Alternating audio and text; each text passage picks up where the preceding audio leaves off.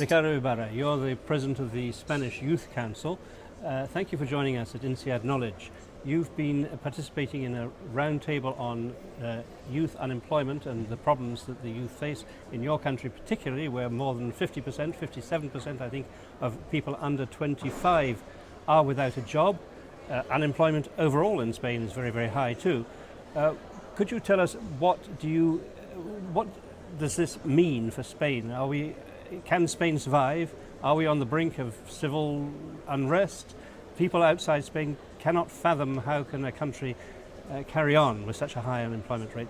It's a dramatic and incredible situation. I mean, we are talking about the whole generation who is not having any kind of opportunity to develop their lives. I mean, they have to go abroad if they have the chance, or just stay here. I mean, right now we are the country who has increased more the inequality in the OECD in the last 5 years. I mean, this is creating a really poverty in our society. It's going to really have incredible consequences in a long-term process. I mean, in terms of social exclusion, in terms of poverty, in terms of inequality.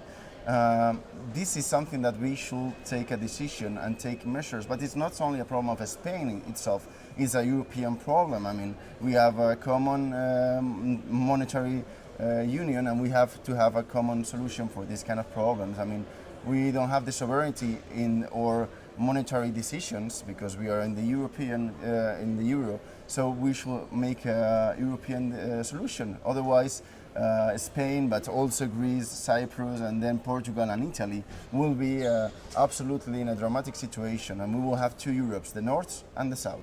Well, what are these 57% of young people doing at the moment? How do they spend their time? I mean, the people who is more educated and more trained in some way, they are trying to go abroad. They are trying to find some kind of solution in Germany, in the UK, in Norway, wherever.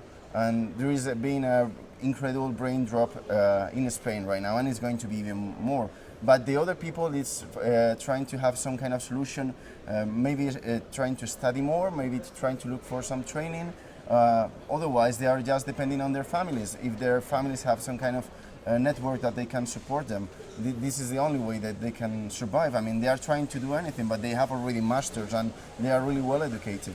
So they are just some people is trying to be entrepreneur also, but without credits and in a recession situation, they will not find a solution. So they are just trying to do anything, but there is no solution for them. Well, we've seen protests, we've seen protest marches, demonstrations, but we haven't actually seen any violence. Mm-hmm. Do you fear that there's a danger of violence breaking out, of some kind of civil unrest? Right now, we are really proud of how the population is taking responsibility and trying to give proposals and examples of how to change the situation without looking for violence. I mean, we are really, really proud of what's the situation, because everybody expects that with these high rates of unemployment, violence will appear, or probably discrimination for any kind of minority will happen also. But this is not happening in Spain. That's something that we are really proud. But of course, if this will continue for a long-term process, I mean, if we will have the same situation in 10 years, I don't know what can happen. I mean, when people is desperate and frustrated, you don't know what happened. But right now, people, instead of being protesting through violence, they are organizing themselves. They are trying to do a more strong civil society, to do proposals to the government, to do proposals to the political parties. And we are really proud of how our society is responding. And what proposals are they, or what proposals are you making on their behalf? I mean, many proposals. I mean, especially what the population is asking is a change in the democratic institutions in order to make them more democratic even. They are asking to make reforms in the way that we select the politics and how they give explanation to the people, what they are doing, especially. That's what the people is doing. But also we want change in our economy in Spain. We want more an all-based economy. We want a more competitive economy in these kind of things, in research, development, innovation. We want a better economy, not based in tourism and construction and these kind of bubbles and speculation. But people is giving proposals in anything. I mean, right now, even for example, that we have to combat the tax evasion and the tax fraud that exists in Spain, which is the double of the European Union.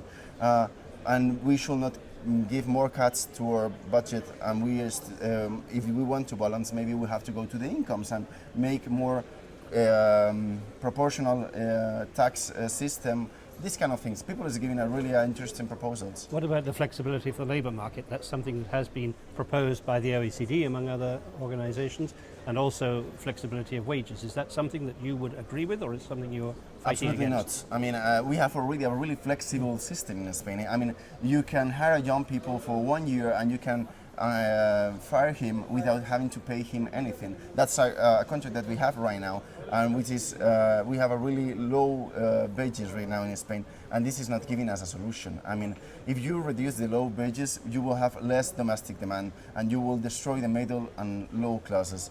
That will destroy your economy.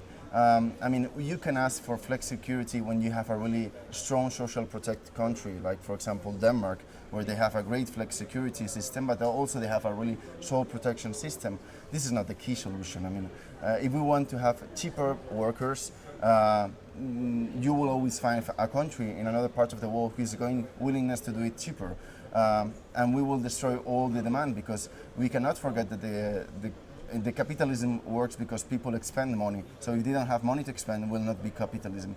We don't think that's the solution. The solution is to be really investing in research, development, and innovation, and to try to be a really knowledge-based economy, to be in these top economies who are really designing the future products instead of making the future products. This should be the solution in my point of view. But you've also been proposing this European youth guarantee. Could you tell us how you see that working, and how would that help Spain?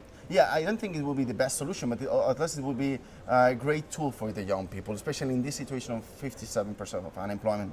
The youth guarantee doesn't guarantee a job. What it offers, they guarantee a tool and offers you trainings, education, and if it's possible, a job. This is a measure that is already taking place in Finland, in Sweden, in Austria, and in many other countries. It's something which is approved by the Commission and also by all the ministries of employment of the European Union in the last February.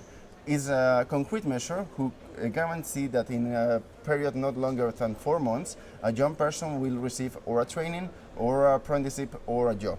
So someone can think, okay, this is going to be really expensive. Okay, yeah, that's true. According to International Labour Organization, to implement the youth guarantee in the whole Europe will be around 20,000 million euros. And this is money, that's true. But also the European Fund calculate that the youth unemployment costs 153 billion euros. So it's more cheap to do the youth guarantee than doing nothing. It's cheaper to invest in young people than having a whole generation lost. So for countries like Spain, I think it will be great if we implement it, because it's a concrete thing that we already see the results and who is working, and there is money available from European funds. So it's great if we can implement it. Ricardo Ibarra, thank you very much for joining Thank us you very at much, INSEAD Knowledge. Thank you. Thank you very much.